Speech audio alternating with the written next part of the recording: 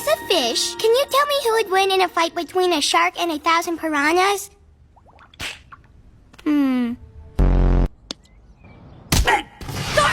I can't believe you just did that! Did what? I don't remember. What was the lesson? That we should go to school because we need to learn more in order to find jobs that fulfill our souls so we don't have to waste our lives running after money in order to buy pointless stuff to fill the gaping holes of our existential dread. Like you do! Yes. Thanks, Larry.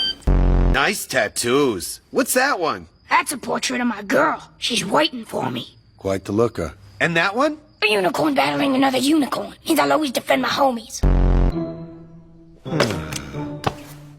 I think I've lost my appetite. Thanks, Pop. Isn't it a bit risky for a kid with only one finger? I wouldn't make eye contact with him. Why?